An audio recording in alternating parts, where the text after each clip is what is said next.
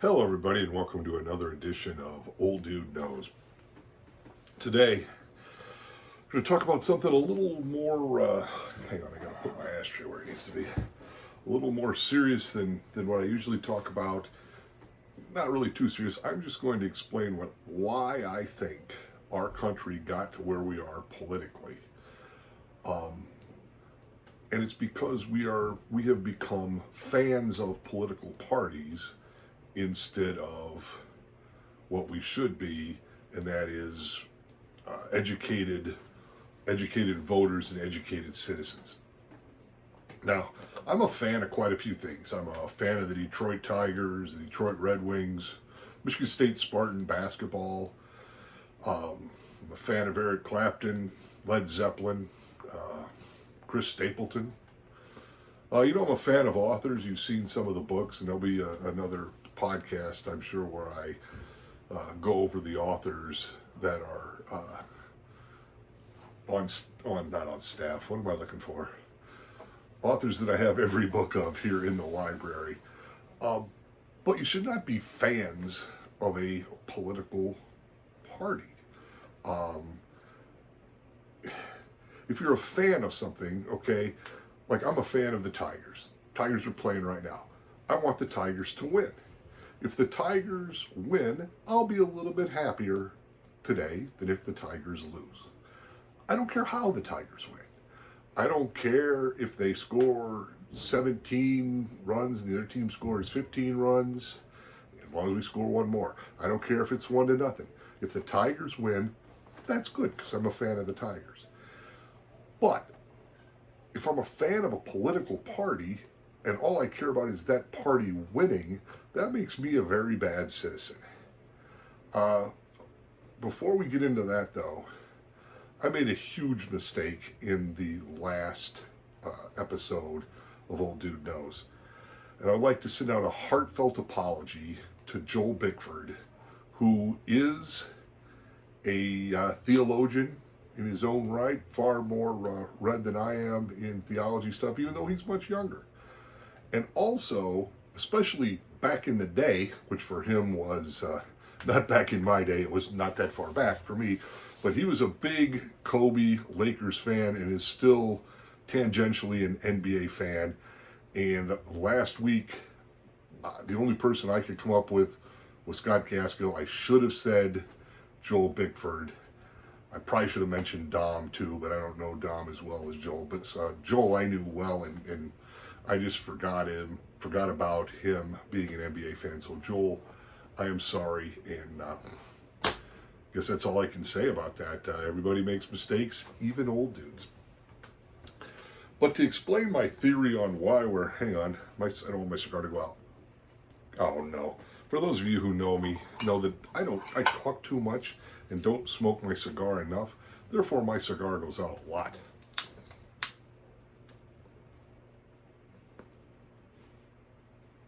Yet there are other people who can smoke the same cigars I'm smoking, talk almost as much as I do, leave their cigar and go to the bathroom, come back, their cigar's still lit.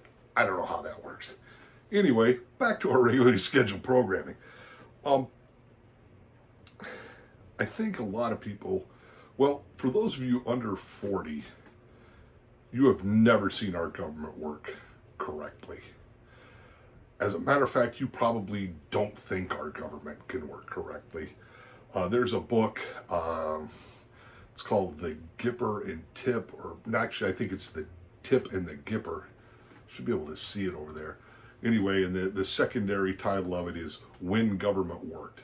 If you're under 40 and you think this whole thing that we have can't work, it used to work, read that book. Tip O'Neill was the Speaker of the House. The Gipper is a reference to Ronald Reagan, a part he played. And I'm sure they use that because it rhymes. And that's a good way to sell a book, have a rhyming title. But anyway, for those of you who didn't pay attention in government, or went to public school, or had a bad government teacher, let me explain to you how our government's supposed to work. So the federal government, I'm talking about the federal government. The federal government has the legislature. Now the legislature has two parts. It's got the House of Representatives. The House of Representatives represents people. Groups of people, a certain number, I don't know what that number exactly is, but a certain number of people live in a district, they vote and elect a representative. That person is to represent that group of people. That is why California, for instance, there are, I don't know how many, there are a whole bunch of representatives because there are a whole bunch of people. Montana, on the other hand, I'm guessing, I don't know, I didn't look it up, probably has 2 or 3 representatives. Iowa's got 4. Why? Not as many people, so you don't get as many representatives. They also have the Senate. The Senate, although elected by the people of the state, are not there to represent the people. They are there to represent the best interests of that state, which is why California has 2 congressmen and Montana has 2 congressmen. Why? California's a state, Montana's a state. Congressmen represent states. Then you have the president. The president is like the CEO of the federal government. He is there to represent the federal government and make sure the federal government is doing right for all the states. The president is not there for the people. The president is there for the states, thereby making him, should be, if he's a good president or she's a good president, for the people. But they're not for the people, they're for the states. When I hear people say we should get rid of the Electoral College because it's not fair, I agree with that. We should get rid of the Electoral College. I don't think it's fair that California has more electoral votes than Iowa, because Iowa's a state, California's a state, the president is over the states. I think one state, one vote. If you win 26 states, you're the president. And right now there's 50 states. What if there's a tie, 25-25? That could happen. Then I say you go with the whatever the territories voted for, Guam, Puerto Rico. I would never count the votes of the District of Columbia because they are part of the federal government and are going to vote for their jobs, not for who's better for the... But yes, I'm all for getting away from the Electoral College as long as we go to one state, one vote. They're never going to do that. Then you have the judicial, which is supposed to be judges who make sure everybody is following the laws. They're not supposed to make laws. They're not supposed to try to figure out tricky things that the laws really meant. They're just supposed to make sure everybody is playing fair by the laws. They don't do that anymore. That's completely gone. And part of that is why I'm doing this. Right now, we have basically a duopoly with duopoly. I can never say that right. Anyway, we've got the Democrats and the Republicans. They're basically, though, the same thing. They just want to keep power. You can tell they want to keep power because when's the last time you saw a third party get to be in one of the national debates? They don't. The Democrats and the Republicans won't let them in the debates because they don't really want new ideas shown. They just want to be in power. And not only that, it's getting worse. It used to be that they would have primaries and such and allow their constituents, the ones who identified as Democrats or Republicans, nominate who they wanted to run for president. The Democrats don't even do that anymore. You saw that with Hillary. Hillary was going to lose to the old commie Bernie Sanders. They changed the rules because they wanted Hillary. This last time, they didn't even pretend. They just said, nope, it's going to be Biden. Never mind, he's crazy. We're going to have Kamala. So now, you don't even get to the DNC, and pretty soon the RNC are just going to tell you, hey, you get to choose one of these 2 people for president. That's what we got going. There is a kind of a third party now. They're part of the Republican Party, but I'm just going to call them Red Hat Conservatives. They're kind of off on their own, but because there can only be two parties, and the way we've got it run and the way the money is, they're kind of folded into the Republicans. Just to be fair and let everybody know, those of you who don't know, I was a Republican up until probably 2003. And just to let you know, I didn't leave the Republican Party. The Republican Party left me. The Republican Party now is not something I would want to be associated with, is not something that I agree with most of the time.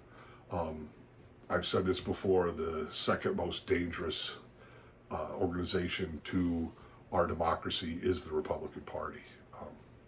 First, unfortunately, is the Democratic Party, so we're kind of screwed. And here's what they've done, and here's what we've fallen for to allow them to do this. They have made us, and we have fallen for it, fans of the party, which is not what we're supposed to be.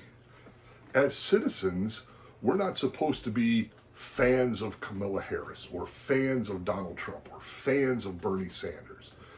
What we're supposed to be come election time is we are the owners of the country, theoretically. Big businesses are now, but theoretically, in unions, theoretically, it's our country, our republic. We are supposed to do the hiring. The way we do the hiring is obviously we can't all sit in a room and talk about it. There's not a room big enough. So we have elections. But what the elections are supposed to be is to hire our representatives, to hire our congressmen, to hire our president. But they've got us convinced that, well, you're a Democrat, so you need to vote for the Democrats so we could win. Well, if your big concern is the Democrats winning, now you're a fan. You're not a good hiring person. If the Republicans win and you're happy, again, it's not supposed to be your team winning or losing. It's supposed to be what's best for the country. Let's face it, since 2000, there has not been a president who would have made it past, if we were actually hiring somebody, their resume would have never made it to the interview portion. No president since 2000. We haven't had a statesman president since 1992. We haven't had a decent president that did their job since 2000. Well, that's not fair. W did his job for maybe the first of two of his 8 years. But even giving him that, we haven't had a president that did their actual job since 2002. And how do the big political parties get away with this? Because they've made us fans of the party instead of good owners of the country who are hiring people to do the job that needs to be done. I realized how bad this is. We've had judges that have been trying to make laws for years now.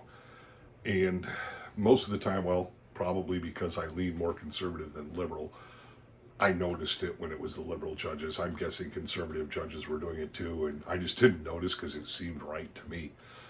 But a couple of weeks ago, I was on the Twitter, I believe, and there was a decision made by the Supreme Court, and a relatively intelligent person that I know put down that they could not believe that a certain Supreme Court justice who was appointed by Trump voted the wrong way in the Supreme Court decision. Voted? That's not what the Supreme Court does. The Supreme Court is supposed to look at laws. But we've gotten so far into our fandom that we think, hey, the Republicans have nominated 6 of the 9 or 5 of the 9 Supreme Court justices. Now they're Republicans, we're fans of them, they need to vote our way. And people actually believe that. And that's kind of scary to me. And this was not a dumb or uneducated person that said this. And I read a little bit more. They were not joking. They were appalled that the Supreme Court justice voted the wrong way. I also know intelligent, seemingly mature people in any other topic of life who now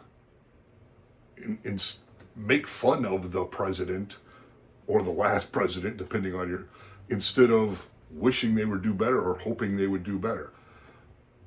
I have prayed for the president, not every day, since I started praying regularly, probably 1998, 1999.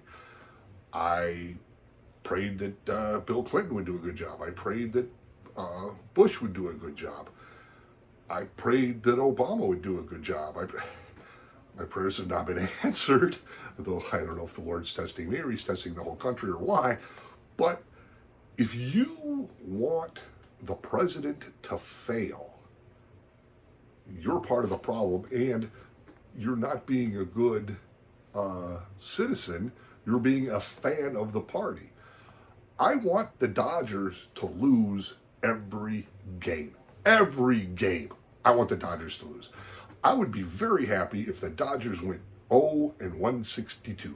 I'm not going to tell my Dodgers story because I'd like kids to be able to watch this sometimes. And if I tell my Dodgers story, and you're a good parent, you won't let your kids watch this anymore.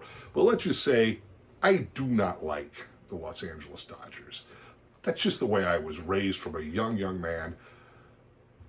I am a San Francisco Giants fan. I hate the Dodgers. I want them to lose. I don't know who they're playing today, but I hope they lose. But I have not voted for, well, out of the last 5 elections for president, I've only voted for a Democrat or Republican one time. So 4 out of the last 5 presidents, I did not vote for. But I wanted them to do good. Why? Not because I was a fan of theirs, but because I'm an American citizen. I do not want our president to go 0-62, and neither should you. So here's what I want you to do. Here's how we can make it better. First of all, we cannot change the big national level right off the bat. I mean, I know I have millions of followers, but even you guys can't do that. It's not going to change until they change some of the laws as far as giving money. Number 1 law would be you can't give money to somebody outside your district. So I would think I could only give money to the district in Iowa. I could give money to a candidate for that. I could give money to the congressmen from Iowa that are running. And I could give money to a presidential campaign. If I were a multi-billionaire, I shouldn't be allowed to give money to the congressman in the 74th District of California. Why? I don't live there. But congressmen are being bought and sold, and especially House representatives are being bought and sold by people that aren't even in their district, not even in their state. Until we stop that, we really don't have a lot of hope for the federal level. But what you can do is at your local level, find out about the people. Don't just vote for a party. Now, in Davenport, Iowa, where I live, for aldermen, it's non, what's the word I can't think of. They don't say whether they're Democrats or Republicans. Almost all the people on the city council are Democrats, but not officially as city council members. So that kind of makes it better that, you're not just voting for the D, you're voting for the R. However, since it is a local, how do most people vote in local elections that bother to vote? Whoever had the nicest sign, they don't care. So what I'm asking you to do, don't be a fan of a party. Don't be a fan of a certain politician. That's not your job. Your job is to hire the proper people to do the job, to represent you in the House of Representatives, to represent your state in Congress, and to represent all the states in the federal government as president. You are supposed to be the boss, not the fan. So, old dude knows this. Now you know. Next time there's an election, go out and do something about it. Until next time, bye-bye.